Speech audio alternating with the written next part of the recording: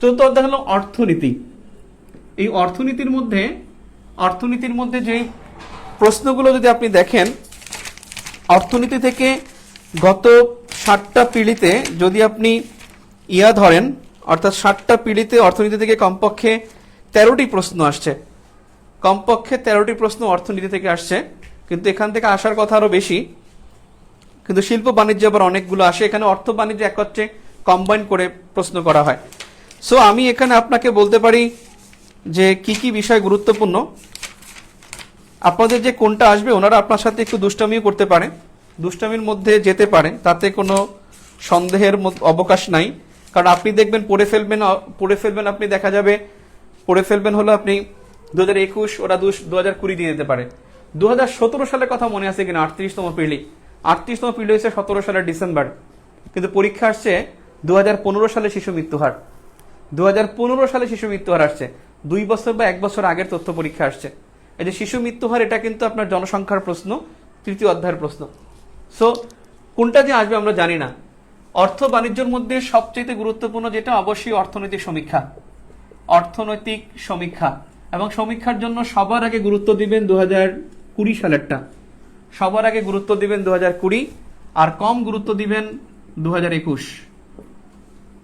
2021 থেকে গুরুত্ব কম দিবেন। তবে 2021 থেকে কিছু বিষয় গুরুত্ব দিবেন। সমীক্ষা থেকে 2021 থেকে গুরুত্ব দিবেন বিশেষ করে রিজার্ভ, বিশেষ করে রপ্তানি আয়, কারণ এগুলো কিন্তু জুলাই মাসে পত্রিকায় চলে আসছে। বিশেষ করে হলো আপনার প্রবাসী আয়, রিজার্ভ, প্রবাসী আয়, রপ্তানি আয়, বিনিয়োগ। রিজার্ভ, রপ্তানি আয়, প্রবাসী আয়, বিনিয়োগ, এই 4টা বিষয় 21 থেকে বেশি গুরুত্ব দিবেন। আর 20 থেকে গুরুত্ব দিবেন সব, এভরিথিং, সব। এবং এটা বেসিক ভিউ দুইটাতেই দেয়া আছে, বিশেষ করে নতুনটা কিন্তু 20 দেয়া আছে, 21 দেয়া আছে। অর্থনীতি সমীক্ষা খুব ভালো করে পড়বেন, দেন বাজেট পড়বেন। বাজেটও আপনার সাথে কিন্তু ফাজলামি করতে পারে, কিছু করার নাই। আপনারা দেখছেন যে জিএনআই আসছিল 40তমতে, সেটা কিন্তু আসছিল 40তমতে আসছে মানে জিএনআই, সেটা কিন্তু আসছে সেই আগের বছরেরটা। তার মানে এখানে বাজেট 2020-21 এবং হলো 21-22 দুইটাই পড়বেন। তবে বাজেটের ক্ষেত্রে এটার গুরুত্ব একটু বেশি দিবেন, আর এটার গুরুত্ব একটু কম দিবেন। 21-22 গুরুত্ব এখানে বেশি থাকবে, আর 20-21 গুরুত্ব একটু কম থাকবে। এরপরে হলো আপনার একেবারে এই দুইটা যদি না আসে পরীক্ষায়, অষ্টম পঞ্চবার্ষিকী পরিকল্পনা, যেটা 2020 থেকে 2025, পঞ্চবার্ষিকী পরিকল্পনা, এবং হলো দ্বিতীয় প্রেক্ষিত পরিকল্পনা কিন্তু আপনি পড়ে যাবেন প্রেক্ষিত পরিকল্পনা 2021 থেকে 2041, এটা দ্বিতীয়। কিন্তু আপনি একটা কথা মনে রাখবেন, এইটার ভিত্তি বছর কিন্তু 2020। আপনাকে ভিত্তি বছর দিয়ে কনফিউজ করতে পারে, ভিত্তি বছর 2021 না, ভিত্তি বছর 2020। আর মনে রাখবেন প্রথম প্রেক্ষিত পরিকল্পনা সেটা ছিল 2010 থেকে 2021। আপনি কিন্তু এখানেও কনফিউজ হতে পারেন। প্রথম পঞ্চবার্ষিক পরিকল্পনার মেয়াদ কিন্তু 10 বছর, কিন্তু শুরু হয়েছে 2010 থেকে 2021। কিন্তু এই প্রথম প্রেক্ষিত পরিকল্পনা আরো কনফিউজিং, যেটা অনুমোদন করা হয়েছে 2012। যেমনি প্রেক্ষিত পরিকল্পনা এটা অনুমোদন করা হয়েছে 2020 সালের 25 ডিসেম্বর। 2020 সালের 25 ডিসেম্বর খুব সম্ভবত অনুমোদন দেওয়া হয়। অনুমোদন তারিখটা একটু দেখে নিয়েন, এইটা না এইটা, আমি একটু কনফিউজড ভাই। অনুমোদনের তারিখটা দেখে নিয়েন, এনইসি কর্তৃক অনুমোদিত হয়। এটা কিন্তু 2020 থেকে 2025। এবং এখানে খুব মনে রাখবেন যে গড় প্রবৃদ্ধি কত হবে, যেমন 8%, সর্বোচ্চ প্রবৃদ্ধি লক্ষ্যমাত্রা হলো 2024-25 অর্থ বছরে, যেটা হয়ে যাবে হলো 8.51% প্রবৃদ্ধি। গড় প্রবৃদ্ধি বললে হবে 8%, আর সর্বোচ্চ প্রবৃদ্ধি বললে হবে 8.51%। আবার এখানে গড়ায়ুর কথা মনে রাখবেন, এখানে কিন্তু গড়ায়ু হবে 80 বছর। এটা লক্ষ্য হলো 80 বছর, আর এইটা খুব সম্ভবত 74 বছর। গড়ায়ুর এটা লক্ষ্য হলো 74 বছর। এখানে কিন্তু 4টা পঞ্চবার্ষিকী পরিকল্পনার মাধ্যমে দ্বিতীয় প্রেক্ষিত পরিকল্পনা বাস্তবায়ন করা হবে। 4টা পঞ্চবার্ষিকী, তার মধ্যে প্রথম যেটা সেটা হলো অষ্টম পঞ্চবার্ষিকী পরিকল্পনা। আর এটা কিন্তু 20 থেকে 25, 21 থেকে 25 দাগাবেন না। সো এই দুইটা পরিকল্পনা কিন্তু খুবই ভাইটাল, খুবই গুরুত্বপূর্ণ। এটা অবশ্যই পড়ে যেতে হবে। আর 21 সালের এটা কিন্তু উন্নত বাংলাদেশ, এটা মনে রাখবেন, উন্নত বাংলাদেশ। কিন্তু আপনাদের একটু কনফিউজ করবে, মনে রাখবেন রূপকল্প 2021 যেটা এই বছর শেষ হয়ে যাবে, রূপকল্প 2021-এর লক্ষ্য কি আর ভীষণ 2021-এর লক্ষ্য কি, দুইটা কিন্তু খুবই ডিফারেন্ট একটা লক্ষ্য। ভীষণ 2021-এর লক্ষ্য হলো মধ্য আয়ের দেশ, মধ্য আয়ের দেশ, এটা ভীষণ 2021। আর রূপকল্প 2021 হলো ডিজিটাল বাংলাদেশ, ডিজিটাল বাংলাদেশ, এটা হলো রূপকল্প 2021। আর সেই রূপকল্প 2041, রূপকল্প 2041 এর লক্ষ্য হলো উন্নত সমৃদ্ধ বাংলাদেশ, উন্নত ও সমৃদ্ধ বাংলাদেশ। পার্থক্য শুধু এখানে, রূপকল্প বললে এইটা কিন্তু আবার উন্নয়নশীল দেশ না, মধ্য আয়ের দেশ না। রূপকল্প 2021 হলো ডিজিটাল বাংলাদেশ, আর ভীষণ 2021 এটা হলো মধ্য আয়ের দেশ।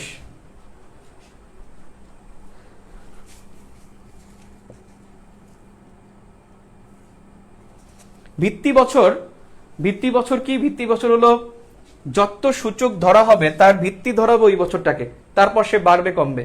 যেমন আমাদের এখনো অর্থনীতিতে, মনে রাখবেন অর্থনীতিতে ভিত্তি বছর, অর্থনীতিতে ভিত্তি বছর কিন্তু 2005-06 অর্থ বছর। এই অর্থ বছরটা কিন্তু আমাদের মানে বার্ষিক বাজেট সমীক্ষার ভিত্তি বছর 2005 থেকে 2006। নেক্সটে যেটা হবে ভিত্তি বছর সেটা হলো 15 থেকে 16, 15 থেকে 16 ভিত্তি বছর হবে। কিন্তু এখন পর্যন্ত আমাদের ভিত্তি বছর 2005 থেকে 2005-06 অর্থ বছর।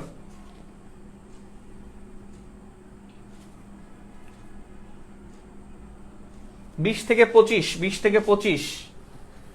সো দেখেন অর্থনীতির মধ্যে আর গুরুত্বপূর্ণ কি দেখেন, অর্থনীতির মধ্যে খুব গুরুত্বপূর্ণ যেটা হলো ব্যাংকিং ব্যবস্থা গুরুত্বপূর্ণ। এই ব্যাংকিং ব্যবস্থার মধ্যে কিছু নতুনত্ব যেগুলো আছে সেগুলো গুরুত্বপূর্ণ। ব্যাংকিং ব্যবস্থার মধ্যে খুব গুরুত্বপূর্ণ যেটা, সেটা হলো ভাই, সেটা হলো সুকুক বন্ড আর বাংলা বন্ড। বাংলা বন্ড যেটা হলো আপনার লন্ডন স্টক এক্সচেঞ্জে, আর সুকুক বন্ড যেটা হলো ইসলামিক বন্ড হলো সুকুক বন্ড। এই ব্যাংকিং ব্যবস্থার ক্ষেত্রে এই দুইটা গুরুত্বপূর্ণ বিষয়। আর ব্যাংকিং ব্যবস্থার মধ্যে আরেকটা বিষয় হলো নগদ খুবই গুরুত্বপূর্ণ। নগদ হলো যেটা আমাদের ডাক বিভাগের সাথে সংযুক্ত, কিন্তু এটা নিয়ে একটা কনফিউশন তৈরি হয়েছে, কিন্তু সরকার থেকে এটা ক্লারিফিকেশন দেওয়া হয়েছে। এই নগদ বাংলাদেশের যেটা বলা হয় সরকারের উদ্যোগে প্রতিষ্ঠিত একটি মোবাইল ব্যাংকিং নগদ।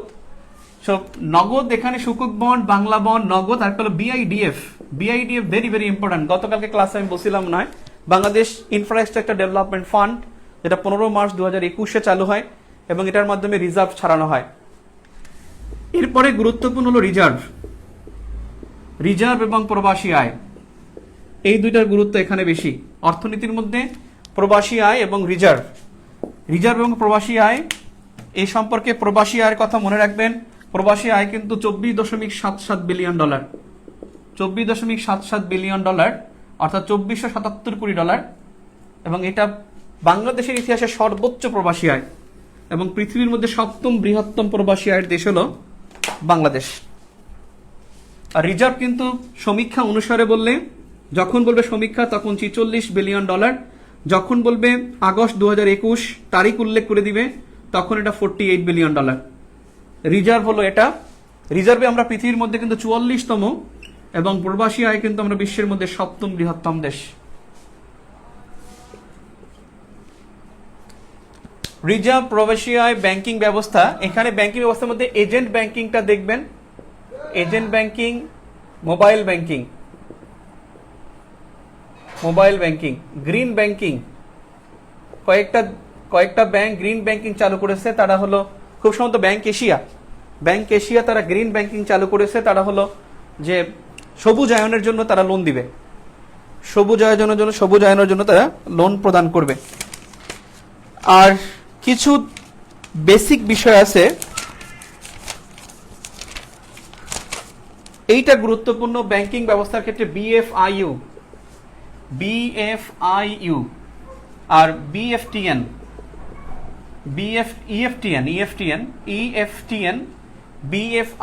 বিএফআইইউ হলো যেটা হলো বাংলাদেশ ফাইন্যান্সিয়াল ইন্টেলিজেন্স ইউনিট, অর্থাৎ বাংলাদেশ ব্যাংকের যে গোয়েন্দা ইউনিট 2002 সালে প্রতিষ্ঠিত মানি লন্ডারিং প্রিভেনশন অ্যাক্টের মাধ্যমে, এবং তারা হলো মুদ্রা পাচার রোধে কাজ করে। এটা হলো বিএফআইইউ। এবং গোয়েন্দা, বাংলাদেশ ব্যাংকের আর্থিক গোয়েন্দা ইউনিট, সেটাকে বলা হয় বিএফআইইউ। আর ইএফটিএন এটা হলো ফান্ড ট্রান্সফারের জন্য এটা ব্যবহৃত হয়। সো ব্যাংকিং ব্যবস্থার মধ্যে বাংলাদেশ ব্যাংকের গভর্নরের কথা মনে রাখেন। গভর্নরে কিন্তু ফজলে কবির, তিনি কিন্তু তিনবার নিয়োগ পেয়েছেন। প্রথম পেয়েছেন 4 বছরের জন্য, তারপরে আবার 4 বছরের নিয়োগ পান, কিন্তু 65 বছর হয়ে যাওয়ার পর অবসরে যান। আবার 2 বছর বৃদ্ধি করা হয়, তারপর তৃতীয়বার শপথ নেওয়া, মানে তৃতীয়বার অন্তর্ভুক্ত করা হয়। অর্থাৎ বাংলাদেশ ব্যাংকের গভর্নর তিনি 3 বার হয়েছেন, এবং বাংলাদেশ ব্যাংকের গভর্নরের অবসরের বয়স কিন্তু 67 বছর। 65 বছর ছিল, গত বছর 9 জুলাই 2020 সালে আইন করে এখান থেকে 2 বছর বৃদ্ধি করা হয়। অর্থাৎ বাংলাদেশ ব্যাংকের গভর্নরের বয়স যে বাড়িয়েছে সেটা গুরুত্বপূর্ণ। তাহলে বিএফআইডি, যেটা বিআইডিএফ, এটা কিন্তু আপনার ইসের সাথে জড়িত। বিআইডিএফ যেটা ফান্ডের সাথে জড়িত, সেটা হলো রিসেন্ট ভিউতে এই তথ্যটা আছে। আরেকটা বিষয়, আপনারা 2টা প্রতিষ্ঠান কিন্তু অবশ্যই পড়বেন, বেসিক ভিউতেও আছে, যেটা হলো একনেক এবং নেক, আর হলো পরিকল্পনা কমিশন, যেখান থেকে সিদ্ধান্ত গ্রহণ করা হয়। পরিকল্পনা কমিশন এর সভাপতিকে, সহসভাপতিকে, এগুলো যেমন পরিকল্পনা কমিশনের সভাপতি কিন্তু প্রাইম মিনিস্টার, সহসভাপতি হলো পরিকল্পনা মন্ত্রী, অর্থমন্ত্রী, বিকল্প সভাপতি হলো কে? বিকল্প সভাপতি হলো অর্থমন্ত্রী, আর সহসভাপতি যে, তিনি কিন্তু পরিকল্পনা মন্ত্রী। একদম দেখবেন খুবই স্ট্রাকচার বেসিক ভিউতে সুন্দর করে দেয়া আছে। একনেক, নেক এবং হলো পরিকল্পনা কমিশন, তিনটার গুরুত্ব অনেক, যে কোনোটা হয়তো পরীক্ষা চলে আসতে পারে। একনেক হলো সংক্ষিপ্ত সময়ের, অর্থাৎ স্বল্প সময়ের মেয়াদী পরিকল্পনা পাশ করে একনেক। আর নেক হলো, এটা হলো আপনার দীর্ঘমেয়াদী পরিকল্পনা বাস্তবায়ন করে। আর নেকে সব মন্ত্রণালয় থাকে, আর একনেকে সব মন্ত্রণালয় থাকে না। যেখানে বেসিক নিড আছে সেই মন্ত্রণালয়গুলো থেকে থাকে, অর্থাৎ অন্ন, বস্ত্র, বাসস্থান, এগুলো এই মন্ত্রীগুলো, পানি সম্পদ মন্ত্রী, এই মন্ত্রীগুলো এখানে থেকে থাকে। এলজিআরডি মন্ত্রী, স্থানীয় সরকার। এখন দেখেন 4র্থ অধ্যায় অর্থনীতি, ভাই ভেরি ভেরি ইম্পর্টেন্ট। আর এখান থেকে একটা বিষয় ভ্যাট এবং ট্যাক্স, এই দুইটার মধ্যে একটু পার্থক্য আছে। আপনাদের একটা বিষয় যদি বলা হয়, মানে উন্নয়নের অক্সিজেন কিন্তু রাজস্ব, এটা আপনি জানেন। উন্নয়নের অক্সিজেন বলা হয় রাজস্বকে, উন্নয়নের অক্সিজেন হলো রাজস্ব। আর মনে রাখবেন, রাজস্বের প্রধান খাত মানে আয়ের প্রধান খাত, দুঃখিত, বাংলাদেশের আয়ের প্রধান খাত কিন্তু রাজস্ব। আর যদি বলা হয় রাজস্বের প্রধান খাত হলো ভ্যাট, ফার্স্ট ভ্যাট, আর সেকেন্ড হলো ট্যাক্স। ফার্স্ট ভ্যাট, সেকেন্ড হলো ট্যাক্স। ট্যাক্স মানে ইনকাম ট্যাক্স, ট্যাক্স হয় ইনকামের উপরে, ইনকাম ট্যাক্স। সেকেন্ড হলো ইনকাম ট্যাক্স। আর করমুক্ত আয়ের সীমা, এটা অবশ্যই যেন মনে থাকে। করমুক্ত আয়ের সীমা মনে আছে কিনা? 3 লাখ টাকা, আপনাদের সবার 3 লাখ টাকা। আর এটা হলো পুরুষের জন্য 3 লাখ, আর নারীদের জন্য হলো 3,50,000 টাকা। 3,50,000 টাকা। প্রতিবন্ধী যারা আছেন তাদের জন্য 4,50,000 টাকা। আর মনে রাখবেন, যারা হলো মুক্তিযোদ্ধা, নারীর সাথে হলো যারা হলো বয়স বেশি, 65 বছর ঊর্ধ্বে যারা, তাদের কিন্তু 3,50,000 টাকা। প্রতিবন্ধী যারা আছে তাদের হলো 4,50,000 টাকা। আর মুক্তিযোদ্ধা, তাদের জন্য হলো 4,75,000 টাকা। এই হলো করমুক্ত আয়ের সীমা। এই ভ্যাটের স্তর কিন্তু 4টি, এটা যেন মনে থাকে। ভ্যাটের স্তর 4টি। আর ভ্যাটের সাথে যুক্ত হয়েছে এবছর, মনে রাখবেন, ভ্যাটের সাথে যুক্ত হয়েছে 4টি প্রতিষ্ঠান ভ্যাটের সাথে যুক্ত হয়েছে। সেটা হলো গুগল, অ্যামাজন, গত ক্লাসে হয়তো ভুল হয়েছিল আমার, মাইক্রোসফট এবং ফেসবুকটা মনে থাকবে দেখে লাস্টে লিখছি। ফেসবুক, মাইক্রোসফট, অ্যামাজন, গুগল, এই 4টি জায়ান্ট প্রতিষ্ঠান ভ্যাটের সাথে অন্তর্ভুক্ত হয়েছে বাংলাদেশের। সো এখানে অর্থনীতি চ্যাপ্টারটা এদেশের মানুষ চেনা মাটি চাই কার কথা? এটা টিক্কা খান ভাই। ওকে, 4র্থ অধ্যায় গেল। আপনাদের আজকে ভিউ এত কম কেন? কালকে রাত্র 11টায়, পরশুদিন রাত্র 11টায় 1500-1400 ছিলেন, আজকে 1000 উপরে উঠে না। কারণটা কি? ইম্পর্টেন্ট না? ওকে, নেক্সটে দেখেন, নেক্সটে আসেন বাণিজ্য থেকে কিন্তু শিল্প বাণিজ্য থেকে প্রশ্ন সবচেয়ে বেশি আসছে না, খুব বেশি আসে নাই। পঞ্চম অধ্যায় হলো শিল্প বাণিজ্য। শিল্প ও বাণিজ্য পঞ্চম অধ্যায়। পঞ্চম অধ্যায় শিল্প ও বাণিজ্য, এখান থেকে খুব বেশি গুরুত্ব দিয়ে যেগুলো পড়বেন, বিশেষ করে একবার দেখে নেই আমি।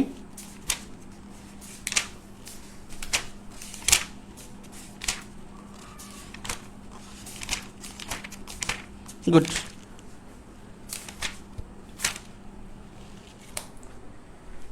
পঞ্চম অধ্যায় বাংলাদেশের শিল্প বাণিজ্য, এখান থেকে খুব বেশি গুরুত্বপূর্ণ যেটা হলো অবশ্যই রপ্তানি, আমদানি রপ্তানি। রপ্তানি আমদানি গুরুত্বপূর্ণ। আপনারা মনে রাখবেন আমাদের রপ্তানি বাজার প্রথম তো ইউএসএ, তাতে সন্দেহ নাই। ইউএসএ এর ঘাড়ে নিঃশ্বাস ফেলছে যে দ্বিতীয়, সে হলো জার্মানি, এবং দ্বিতীয় নিঃশ্বাস ফেলিয়েছে সে দেশটা হলো জার্মানি। এবং এই জার্মানি কিন্তু খুব দ্রুত প্রথম স্থান অধিকার করবে। রপ্তানি আয়, আমাদের রপ্তানির প্রথম হলো ইউএসএ, দ্বিতীয় হলো জার্মানি। আর মনে রাখবেন নবম যে দেশটা সে হলো ভারত। ভারত আমাদের রপ্তানি বাজারে প্রবেশ করেছে এবং নবম বৃহত্তম দেশ। আমদানি আমরা সবচেয়ে বেশি করি হলো চীন থেকে, তারপর হলো ভারত থেকে। চীন, ভারত, এবং তৃতীয় যদি বলি ইউকে থেকে। ইউকে না, এটা চেঞ্জ হয় বারবার। ভারত এবং চীন এই দুইটাই সবসময় শীর্ষে থাকে। এবং রপ্তানি আয় যেটা, রপ্তানি আয় করোনা বছর যেটা মনে রাখবেন 19-20 অর্থ বছরে আমরা কিন্তু 33.37 মনে হয় 37 বিলিয়ন ডলার ইউএসডি লিখি। আর 2020-21 অর্থ বছরে আমাদের আয় 38.76 বিলিয়ন ইউএসডি। এই রপ্তানি আয়ের মধ্যে মনে রাখবেন যেটা, সেটা প্রথম রপ্তানি আয়ের পণ্য হলো পোশাক, তৈরি পোশাক, এবং দ্বিতীয় রপ্তানি পণ্য হোমটেক্স। কিন্তু হোমটেক্স আমরা বলবো না, কিন্তু খাত বললে সেটা হবে অবশ্যই পোশাক, পাট ও পাটজাত পণ্য। তৃতীয় হলো কৃষিজাত পণ্য। এটা খুবই গুরুত্বপূর্ণ যে কৃষিজাত পণ্য এটা তৃতীয় বৃহত্তম রপ্তানি পণ্যের মধ্যে চলে আসছে। অর্থাৎ রপ্তানি আয় এই জাতীয় কোশ্চেন কিন্তু আসে। রপ্তানি প্রণোদনার কথা মনে রাখবেন। রপ্তানি প্রণোদনা কিন্তু আমাদের 7,300 কোটি ডলার, 7,300 কোটি টাকা, 7,300 কোটি টাকা। আর আমাদের রপ্তানি আয়ের লক্ষ্য এই অর্থ বছরে 2021-22 অর্থ বছরে আমাদের লক্ষ্য কিন্তু 48 বিলিয়ন ডলার। 40তমতে এই প্রণোদনা পরীক্ষা আসছিল, এবং 40তমতে এটাও পরীক্ষা আসছিল 48 বিলিয়ন ডলার। ওই বছর মনে হয় ছিল 41 বিলিয়ন ডলার লক্ষ্য। অর্থাৎ দুইটাই কিন্তু এখানে খুব গুরুত্বপূর্ণ যে প্রণোদনা এবং লক্ষ্য। রপ্তানি আয় এরা খাত বললে পোশাক, পাট, এবং তৃতীয় হলো কৃষিজাত পণ্য। সো রপ্তানি আয় গুরুত্বপূর্ণ। এরপরে বিনিয়োগ পড়বেন। বিনিয়োগ খুবই গুরুত্বপূর্ণ। বিনিয়োগ কিন্তু পরীক্ষায় আসতে পারে। আমাদের কিন্তু এখন বিনিয়োগে হলো নিট ইনভেস্টমেন্টে আমাদের এখানে সবচেয়ে বেশি এগিয়ে আছে নেদারল্যান্ডস, আর এখানে নিট এফডিআই যদি না থাকে তখন সেটা হবে ইউএসএ। এবং এই তথ্যটা হলো বাংলাদেশ ব্যাংকের তথ্য মতে নেদারল্যান্ডস এবং হলো ইউএসএ। আর আংটাড যেটা বলছে সেখানে কিন্তু ইউএস এর কথাই বলছে। আংটাড কিন্তু নেদারল্যান্ডস এর কথা বলে নাই, কিন্তু কারেন্ট অ্যাফেয়ার্স কোথা থেকে তারা পাইছে আমি জানি না, তারা বলছে যে নেদারল্যান্ডস এর কথা। আমি এর কোনো ভিত্তি খুঁজে পাইনি। একমাত্র কারেন্ট অ্যাফেয়ার্সই বলছে, আংটাড বলছে এটা নেদারল্যান্ডস, আসলে আংটাড বলছে ইউএসএ। আর বাংলাদেশ ব্যাংক বলছে শুধু এফডিআই বললে ইউএসএ, আর নিট এফডিআই বললে সেটা হলো নেদারল্যান্ডস। দেখেন বাংলাদেশের শিল্প বাণিজ্যের ক্ষেত্রে যে বিষয়টা গুরুত্বপূর্ণ সবচাইতে, সেটা হলো বঙ্গবন্ধু শিল্প পার্ক। বাংলাদেশের শিল্প বাণিজ্যের মধ্যে যে বিষয়টা গুরুত্বপূর্ণ সেটা বঙ্গবন্ধু শিল্প পার্ক। 3,000 বর্গ কিলোমিটার, 30,000 একর, 30,000 বর্গ কিলোমিটার, 30,000 একর হলো বঙ্গবন্ধু শিল্প পার্কের আয়তন। এই বঙ্গবন্ধু শিল্প পার্ক এটা গুরুত্বপূর্ণ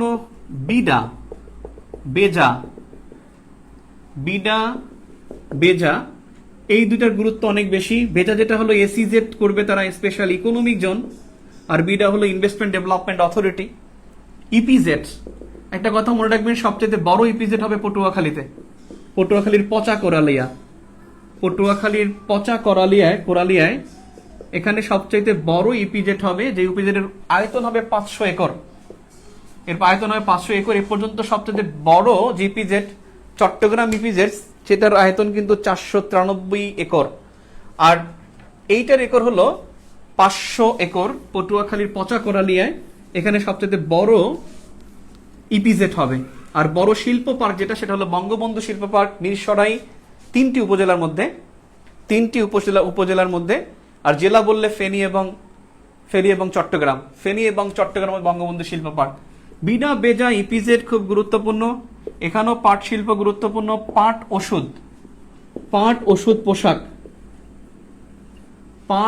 ওষুধ পোশাক, এই তিনটের গুরুত্ব একটু সবচাইতে বেশি। পাট, ওষুধ এবং আরেকটা আছে চামড়া ও জাহাজ। এটা না পড়ে পরীক্ষার হলে যাওয়া বোকামি হবে, খুবই বোকামি হবে। এরপরে বন্দর পড়া গুরুত্বপূর্ণ। বন্দরের কথা আমি যেটা বলি, আমার কথা শুনবেন। সমুদ্র বন্দর বললে অবশ্যই 5টি দাগাবেন। 4টি হলো এখানে, 4টি বন্দর হলো চট্টগ্রাম, মোংলা, পায়রা এবং মাতারবাড়িতে আপনারা জানেন যে পানামার একটি জাহাজ ঘাট দিয়েছে। হ্যাঁ, পূর্ণাঙ্গ চালু হয় না, কিন্তু বন্দর হয়ে গেছে। আর মিরসরাইতে এখানে জাপানের সহযোগিতায়, চীনের সহযোগিতায় বাংলাদেশের মেঘনা গ্রুপ, বসুন্ধরা গ্রুপ মিলে তারা আরেকটা বন্দর করবে। একটা বিষয়, এই জাহাজ শিল্পের মধ্যে একটা গুরুত্বপূর্ণ বিষয় জাহাজ ভাঙ্গা। আমি জাহাজ ভাঙ্গাকে বোঝাতে চাচ্ছি। এই জাহাজ ভাঙ্গা শিল্প, এটা কিন্তু সাতকানিয়া চট্টগ্রাম, এখানে কিন্তু আপনার জাহাজ ভাঙ্গা শিল্প দ্বিতীয়টা যেটা হচ্ছে, সেটা হলো তালতলি পাথরঘাটার বরগুনায়, এখানে হবে দ্বিতীয়টা। এবং জাহাজ ভাঙ্গা শিল্পে বিশ্বের শীর্ষ দেশ, প্রথম দেশ কিন্তু বাংলাদেশ। এই জন্য জাহাজ ভাঙ্গা শিল্প গুরুত্বপূর্ণ। সমুদ্র বন্দর বললে 5টি দাগাবেন। বিমান বন্দর বললে আপনি অবশ্যই 4টি আন্তর্জাতিক বিমানবন্দর দাগাবেন, 4টি আন্তর্জাতিক। এইসব বিষয়গুলো হয় কি, ঘোষণা দিলেই হয়ে যায়। কিছু বিষয় আছে যে ঘোষণা দিলে এটা হয়ে যায়, চালু হলে চালুর তারিখটা পরীক্ষা আসবে। যেমন আপনার কিছু ডিক্রি, রাষ্ট্রপতি কিছু কথা বলে, সেটা কিন্তু ডিক্রি হয়ে যায়। রাষ্ট্রপতি বলছেন যে ডাকসু নির্বাচন করা উচিত, ডাকসু নির্বাচন কিন্তু হয়ে গেছে। ওইখানে কিন্তু একটা অজনপ্রিয় একটা অবস্থায় ছিল। অজনপ্রিয় সরকারি ছাত্র সংগঠনের দলটি কিন্তু অজনপ্রিয় ছিল, তারপরে কিন্তু ওখানে ইলেকশন দিতে বাধ্য হয়েছিল, কারণ রাষ্ট্রপতির এখানে একটা ঘোষণা আছে। তো কিছু বিষয় আছে, এগুলো কিন্তু আপনার চেঞ্জ হবে না। স্থলবন্দর কিন্তু 25টি দাগাবেন। আর নদী বন্দর দাগাবেন হলো 35টি। যদি পরীক্ষা আসে, নদী বন্দর 35টি। একটা বিষয়, কোনো এক জায়গায় আপনাদের লেখা আছে, হয়তোবা পড়ছেন, তামাবিলের নিকটে ভারতের যে বন্দর, তার নাম ডাউকি। কোনো এক জায়গায় মনে আমি খোয়াই লিখে ফেলছি। এই খোয়াই কিন্তু এখানে না, খোয়াই হলো আপনার ব্রাহ্মণবাড়িয়ার পাশে, ত্রিপুরায়। খোয়াই কিন্তু ত্রিপুরায়, এটা আশুগঞ্জ বা আখাউড়া হবে, কিন্তু তামাবিল হবে ডাউকি। এটা একটু খেয়াল করবেন। ডাউকি বন্দর তামাবিলের নিকট, ভারতের বন্দরের নাম হলো ডাউকি। একবার কিন্তু যশোরের যে বেনাপোলের বিপরীত যেটা, সেটা হলো পেট্রোপোল, সেটা পরীক্ষা আসছিল, দেখা গেল এবছর আবার এটা চলে আসতে পারে। আরেকটা বিষয় আপনারা মনে রাখবেন যে বিষয়টা, সেটা হলো এই শিল্প বাণিজ্যের মধ্যে যে বিষয় মনে রাখবেন, সেটা হলো গ্যাস ক্ষেত্র যদি পরীক্ষা আসে, যদি সমীক্ষা উল্লেখ না করে 28টি দেখাবেন। যদি সমীক্ষা বলে তাহলে 27টি, সমীক্ষা ছাড়া বললে 28টি। গ্যাস ক্ষেত্রের সংখ্যাটা, এবং গ্যাস ক্ষেত্র, কয়লা, এবং সবার জন্য মনে থাকে লোহার খনি। বাংলাদেশে লোহার খনি একটা পাওয়া গেছে 10 বর্গ কিলোমিটার আয়তন। সেটা হলো কোথায়? দিনাজপুরের কোন জায়গায় যেন আকরিকের খনি পাওয়া গেছে, দিনাজপুরে। এটা আসলে আমি মিস করছি, বেসিক ভিউতে আছে কিনা আমার মনে নাই। তো শিল্পের ক্ষেত্রে এই কয়টা শিল্প এই কয়টা গুরুত্বপূর্ণ। আর লোহার খনি এটা গুরুত্বপূর্ণ, বন্দর, গ্যাস ক্ষেত্র। আর এই জায়গায় যোগাযোগ বিষয়টা পড়বেন। আপনি যদি এই 4টা যোগাযোগের বিষয় না পড়েন, তাহলে খুব খারাপ হয়ে যাবে পরীক্ষার মতো। মানে দেখেন, কনফিউজড হয়ে যাবেন যে অন সিটি টু টাউন, এটা পরীক্ষা আসছে না, যে কর্ণফুলী টাউনের কতজন আছে। আমি কি বলছি, সাতকানিয়া, সীতাকুণ্ড, আল্লাহ দুঃখিত ভাই। জাহাজভাঙ্গা শিল্প Sitakunda, Chittagong. I am sorry ভাই, আবার এগুলো কাট করেন না। এর জন্য লাইভ নিতেছে বলে যে ভাই ভুল পড়েছে, সীতাকুণ্ড, আমি সরি, সীতাকুণ্ড চট্টগ্রামে জাহাজভাঙা শিল্প প্রথমটা, দ্বিতীয়টা হবে তালতলি পাথরঘাটা বরগুনা। যোগাযোগের ক্ষেত্রে অবশ্যই পদ্মা সেতু তো আপনি পড়তেছেন, মেট্রো রেল পড়বেন, মেট্রো রেল, বঙ্গবন্ধু টানেল, এটা কিন্তু 3.40 কিলোমিটার, পত্রিকায় 3.32 আসছে। দেখেন না কয়েকদিন একটা পরীক্ষা হচ্ছে প্রবাসী কল্যাণ ব্যাংকে, সেখানে কিন্তু 3.32 অপশনই ছিল না। মেট্রো রেল পড়বেন, পদ্মা সেতু পড়বেন, বঙ্গবন্ধু টানেল পড়বেন। আর বাংলাদেশে কিন্তু ইলেকট্রিক ট্রেন চালু হয়েছে, এবং ইলেকট্রিক ট্রেন চালু হয়েছে ঢাকা চট্টগ্রামে, ঢাকা নারায়ণগঞ্জে ইলেকট্রিক ট্রেন চালু হয়েছে, খুব সম্ভবত 23 কিলোমিটার, আমি ভুল না করলে। আরেকটা বিষয় হলো, দেখা যায় বাংলাদেশে প্রথমবারের মতো সবচেয়ে দীর্ঘতম এলিভেটেড এক্সপ্রেসওয়ে চালু হয়েছে। সেই এলিভেটেড এক্সপ্রেসওয়ে 55 কিলোমিটার, যেটা হলো যাত্রাবাড়ি থেকে মাওয়া পর্যন্ত। সেকেন্ড হোশিয়ারি পণ্য, হ্যাঁ হোশিয়ারি পণ্য বলতে ওটা হলো আপনার মানে গার্মেন্ট, রেডিমেড গার্মেন্ট। একটা হলো যে গেঞ্জি টি শার্ট, ওটাকে বলা হয় কি জানো, ওটাকে হোশিয়ারির মতোই আর কি, আর একটা শব্দ আছে, ডিরেক্ট হোশিয়ারি না। অর্থাৎ পোশাক খাতের মধ্যে তিনটা, একটা হোমটেক্স, একটা হলো রেডিমেড গার্মেন্টস, আর একটা হলো ওটাকে পোশাকে কিন্তু অ্যাপারেল বলা হয়, বুঝছেন, অ্যাপারেল ইন্ডাস্ট্রি। এই অ্যাপারেল দেখলে আবার অন্যটা দেখায় না, পোশাক থাকবে না অপশনে, যে প্রধান রপ্তানি পণ্য, তখন কিন্তু অ্যাপারেল থাকতে পারে। আরেকটা হলো হোশিয়ারি পণ্যের মতো, যেটা হলো আপনার মানে টি শার্ট জাতীয়, নামটা ভুলে গেছি আমি, আপনারা অনেকেই পারেন হয়তো। গ্যাস ক্ষেত্র 31টা হবে যখন বলবে আবিষ্কৃত হয়েছে এ পর্যন্ত কতটি গ্যাস ক্ষেত্র, তাহলে হবে 31টি, কারণ 3টি বন্ধ হয়ে গেছে, অর্থাৎ 2টা তো বন্ধ ঘোষণা করে দিছে, আর একটা হলো আপনার ওই যে ভোলায় যে 2টা, সেটাকে একটা বানানো হয়েছে। এই জন্য আবিষ্কৃত গ্যাস ক্ষেত্র বললে হবে এ পর্যন্ত আবিষ্কৃত হয়েছে গ্যাস ক্ষেত্র 31টি, গ্যাস ক্ষেত্র আছে কতটি, 28টি, সর্বশেষ জকিগঞ্জ সিলেট। তাহলে মেট্রো রেল, পদ্মা সেতু, এগুলা কিন্তু আপনার রিসেন্ট ভিউতে দেয়া আছে। এখানে একটা বিষয় খুব গুরুত্বপূর্ণ, সেটা হলো বাংলাদেশের সবচেয়ে বৃহৎ প্রকল্প কোনটা, বৃহৎ প্রজেক্ট কোনটা। এই বৃহৎ প্রজেক্ট যদি বলে, অবশ্যই মনে রাখবেন পায়রা ধানীখালী বিদ্যুৎ প্রকল্প, এটা সবচাইতে বাংলাদেশে ব্যয়বহুল প্রকল্প, পদ্মা সেতুর চাইতে। এখানে 1,36,000 কোটি টাকা, 1,36,000 কোটি টাকা এই ধানীখালী বিদ্যুৎ কেন্দ্রে ব্যবহৃত হবে।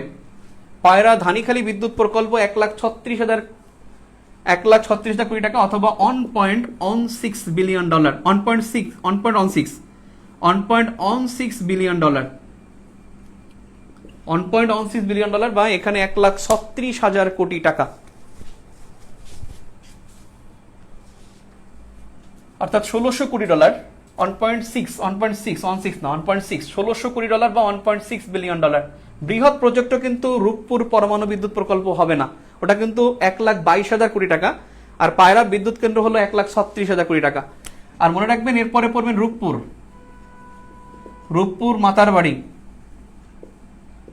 কিন্তু যোগাযোগের জন্য খুব গুরুত্বপূর্ণ এই বিষয়গুলো বলার পরেও আপনারা কিন্তু যে পদ্মা বহুমুখী রেল সংযোগ প্রকল্প, এই পদ্মা রেল সংযোগ প্রকল্প যেটা 173 কিলোমিটার হবে, পদ্মা রেল সংযোগ প্রকল্প, এবং এই রেল সংযোগ প্রকল্প কিন্তু 173 কিলোমিটার, এগুলোর দৈর্ঘ্য জানা খুব জরুরি। তিস্তা মহাপরিকল্পনা কেন আপনি পড়বেন না, তিস্তা মহাপরিকল্পনা, যে পরিকল্পনা চীনের সহায়তা হবে 220 কিলোমিটার, এখানে এই তিস্তা মহাপরিকল্পনা হবে।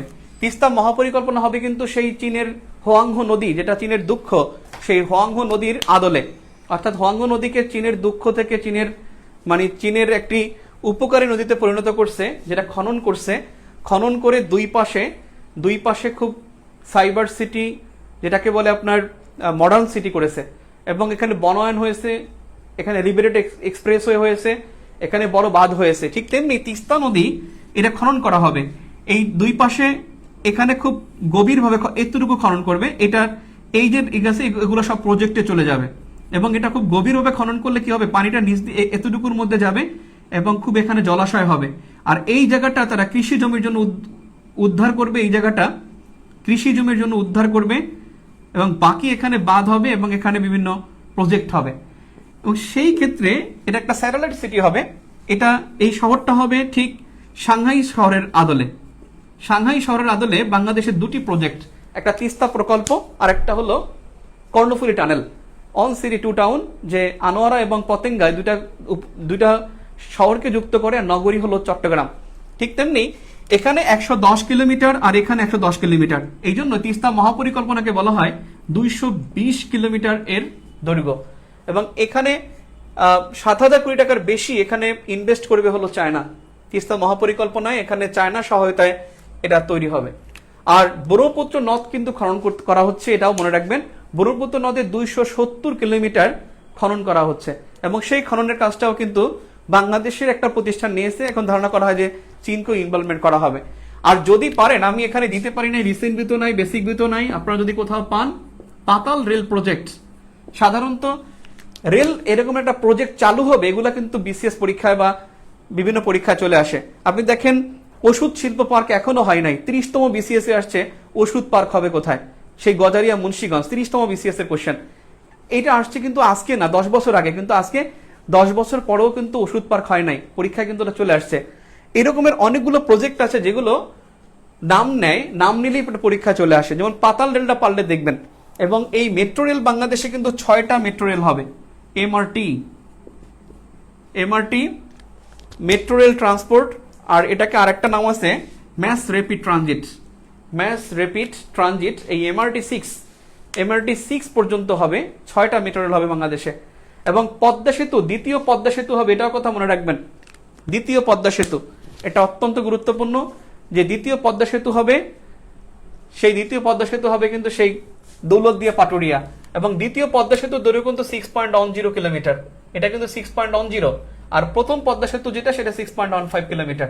এই দ্বিতীয় পদ্মা সেতু আসবে, আবার 6.15 দাগায়েন না, 6.10 কিলোমিটার হবে। ক্লিয়ার? আমদানি রপ্তানি, বিনিয়োগ পড়বেন, শিল্প পড়বেন, পোশাক পড়বেন, না পড়ে পরীক্ষা হলে যাবেন না যেগুলো, সেগুলো আমি লিখে দিলাম। ওকে, কয়লা পড়বেন, লোহা পড়বেন। আমি সংবিধান বললে আর বেশি সময় লাগবে না, সংবিধানটা তো ছোট করেই বলবো। ফ্রি ক্লাস, কিন্তু আপনাদের পার্টিসিপেশন খুবই উইক, মাত্র 967, যেখানে 1.5K থাকতো, আজকে ভাবছিলাম অনেক বেশি হবে। আপনারা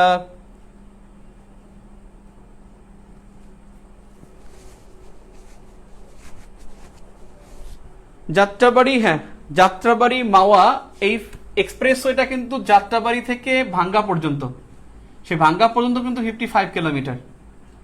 আর যাত্রাবাড়ি থেকে হলো মাওয়া, এই অংশটা কিন্তু 23 কিলোমিটার। এক ভাই বলছেন আপনাকে থ্যাঙ্কস অনেক।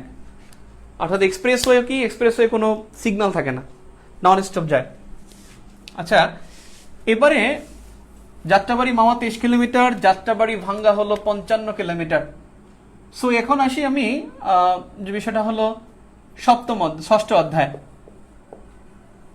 অধ্যায়, এই জায়গা হলো সংবিধান। সংবিধানের মধ্যে যে বিষয়টা আপনি দেখবেন, সবার আগে প্রস্তাবনাটা দেখবেন। প্রস্তাবনাটা পারলে বেসিক ভিউ থেকে দেখেন, এখানে ভাগ করা আছে, সেগমেন্ট ভাগ করা আছে। প্রস্তাবনা পড়বেন, প্রস্তাবনার পরে এখানে অনুচ্ছেদ পড়বেন, গুরুত্বপূর্ণ অনুচ্ছেদ পড়বেন। বিশেষ করে 1 থেকে 47 পারলে সব পড়বেন, 1 থেকে 47 পারলে সব। এবং যদি অনুচ্ছেদ 2টা আসে, এখানে একটা থাকবেই। আর একটা তো কমন, পাবলিক সার্ভিস কমিশন কত নম্বর অনুচ্ছেদে আছে, 137 নম্বর। আর যে কতবার আসছে ইয়াত্তা নাই। 1 থেকে 47 নম্বর পারলে সব পড়বেন। এখান থেকে গুরুত্বপূর্ণ কয়েকটা তো আমি বললাম, 16, 24, এই দুইটা বলে দিলাম, এই দুইটা গুরুত্ব বেশি, 16 এবং 24। আর গণতন্ত্র ও মানবাধিকার, এই মানবাধিকার শব্দ বলা আছে, এই শব্দটা কিন্তু 11 নং অনুচ্ছেদে, 11 নং এ আছে গণতন্ত্র মানবাধিকার।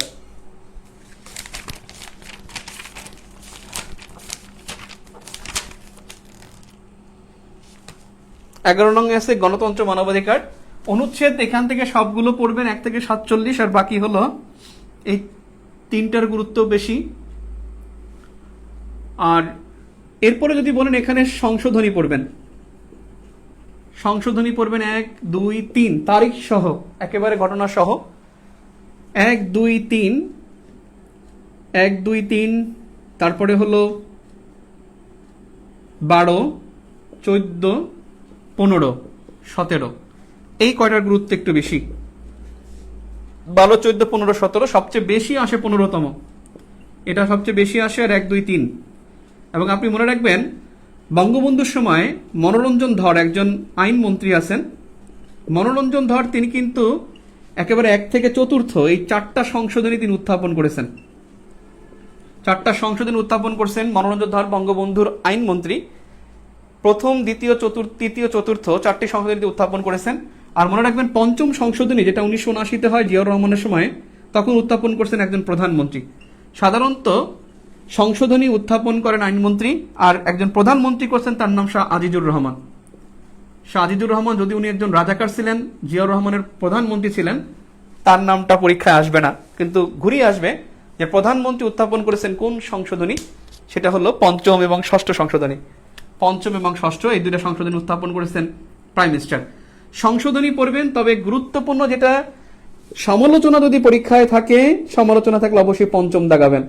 আর যদি দেখেন যে আপনি পারেন না কিন্তু গুরুত্বপূর্ণ এমন তথ্য আসছে, তাহলে সেই গুরুত্বপূর্ণ মনে করলে 15তম দাগাবেন। এবং পঞ্চমের পুরো বিপরীত হলো 15তম, এবং 15তম সংশোধনী 55টি পরিবর্তন হয়। 15তম সংশোধনীতে 55টি পরিবর্তন হয়, এবং 15তম সংশোধনী হলো 1972-এর সংবিধানের আদলে হয়েছে। 1972-এর সংবিধানে ফিরে যায়, 72-এর সংবিধানে ফিরে যায়, সেটা হলো 15তম সংশোধনী। সংশোধনী পড়ার পর অবশ্যই তফসিল পড়বেন। তফসিলের মধ্যে মনে রাখবেন, যেটা তফসিলের মধ্যে অবশ্যই পঞ্চম, ষষ্ঠ, সপ্তম, আপনাদের এগুলো মনে আছে, ষষ্ঠ এবং সপ্তম। পঞ্চম 7 মার্চ, ষষ্ঠ হলো 26 মার্চ। তবে ষষ্ঠ কিন্তু declaration of independence, declaration of independence, বঙ্গবন্ধুর যে ভাষণ 26শে মার্চে বঙ্গবন্ধু যে স্বাধীনতার ডাক দেয়, সেটা কিন্তু ডিক্লারেশন অফ ইন্ডিপেন্ডেন্স। আর সপ্তম সংশোধনী 10 এপ্রিল। এই 10 এপ্রিল হলো ঘোষণাপত্র, যেটাকে বলা হয় proclamation of independence. Proclamation of independence, declaration এবং প্রোক্লেমেশনের পার্থক্য হলো, ডিক্লারেশন হলো আনুষ্ঠানিক, আর প্রোক্লেমেশন হলো দাপ্তরিক, অর্থাৎ অফিসিয়াল, মানে এটা একটা সরকারি। প্রোক্লেমেশন মানে সরকারি, আর ডিক্লারেশন মানে হলো সরকারি নাও হতে পারে। অর্থাৎ এই তিনটা তফসিল অনেক গুরুত্বপূর্ণ। গতবারও কিন্তু চতুর্থ তফসিল থেকে পরীক্ষা আসছে, যেখানে হলো বিশেষ বিধানের আইন, যেটা হলো সামরিক শাসন যাতে ক্ষমতা আসতে পারে সেই বিধির কথা বলা হয়েছে। দ্বিতীয় তফসিল কিন্তু বিলুপ্ত, অর্থাৎ 7টা তফসিল আছে মোট, 7টা তফসিল পড়বেন। আর মনে রাখবেন এই 4টা তফসিল 5, 7, 13, 16 এই 4টা তফসিলকে হাইকোর্ট অবৈধ ঘোষণা করেছে। হাইকোর্ট অবৈধ ঘোষণা করে। তার মধ্যে 16তম সংশোধনী হাইকোর্টে রিভিউতে আছে, পরীক্ষা আসবে, রিভিউতে আছে কোন সংশোধনী, সেটা হবে 16তম সংশোধনী। 16তম সংশোধনী যেটা রিভিউতে আছে। ক্লিয়ার?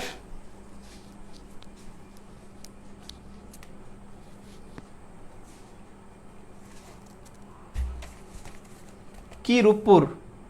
না, রূপপুর সবচেয়ে বড় না। আপনি কি রূপপুরকে বড় বলছেন? সবচেয়ে বড় প্রকল্প হলো পায়রা। রূপপুর পড়তে হবে, রূপপুর পড়তে হবে। ষষ্ঠ অধ্যায় গেল।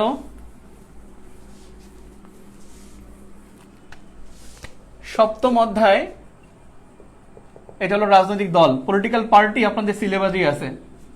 এখান থেকে সবার আগে যেটা পড়বেন সুশীল সমাজ, সিভিল সোসাইটি, এটা সবার আগে পড়বেন।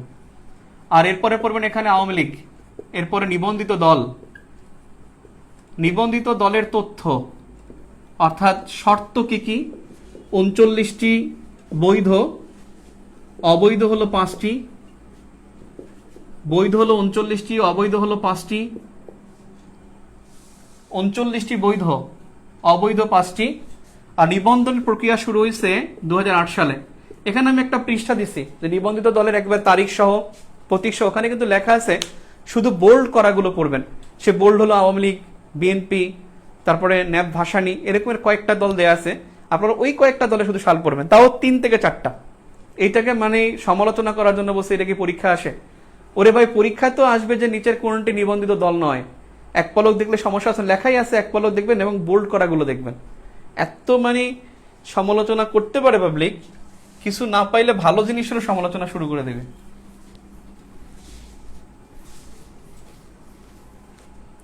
নিবন্ধিত দলের তথ্য পড়বেন, নিবন্ধনের প্রক্রিয়া এবং আওয়ামী লীগের বিষয়গুলো পড়বেন। এবং আওয়ামী লীগের একটা বিষয় আছে, বঙ্গবন্ধু কবে শপথ নেয়, কবে রাষ্ট্রপতি হয়, অর্থাৎ বঙ্গবন্ধু শাসনামল একটা টপিক আছে। অন্য কোনো বইতে পাবেন না, আমি চ্যালেঞ্জ ভাই, ইনশাল্লাহ পাবেন না। এগুলো খুব পরিশ্রমের ফল আমার। বঙ্গবন্ধুর শাসনামল এই অংশটা পড়বেন, আওয়ামী লীগ পড়বেন, সুশীল সমাজ, নিবন্ধিত দল, এই চারটা। আর আরপিও, আরপিও সম্পর্কে ছোট্ট কিছু ইনফরমেশন দেয়া আছে। আরপিও আর e passport, smart ID card, smart ID card. আর এবছর নির্বাচন কমিশন গুরুত্বপূর্ণ, কারণ নির্বাচন কমিশনের মেয়াদ শেষ। 2022 সালে নতুন নির্বাচন কমিশন ক্ষমতা আসবে। নির্বাচন কমিশনকে তৈরি করার জন্য কিন্তু একটা সার্চ কমিটি হয়, সার্চ কমিটি নাম সুপারিশ করে এবং তারপরে রাষ্ট্রপতি সেখান থেকে টিক দেয়। এখন নির্বাচন কমিশনের কমিশনার নিয়োগের জন্য একটা আইন করার জন্য সিভিল সোসাইটি কিন্তু এখান থেকে একটা প্রেশার দিচ্ছে। সো এই হলো সপ্তম অধ্যায়। আজকে এ পর্যন্তই থাকুক, ইনশাল্লাহ আবার কথা হবে না। আপনাদের কোনো কোয়েশ্চেন থাকলে করতে পারেন। অনেক হয়ে গেছে ভাই, 1.5 ঘন্টা পড়ালাম। কোনো কোয়েশ্চেন আছে? এনি কোয়েশ্চেন সোফার? দ্বিতীয় বৃহত্তম প্রকল্প কোনটা? দ্বিতীয় অবশ্যই রূপপুর পারমাণবিক বিদ্যুৎ কেন্দ্র, প্রথম হলো পায়রা। আর কোনো কোয়েশ্চেন?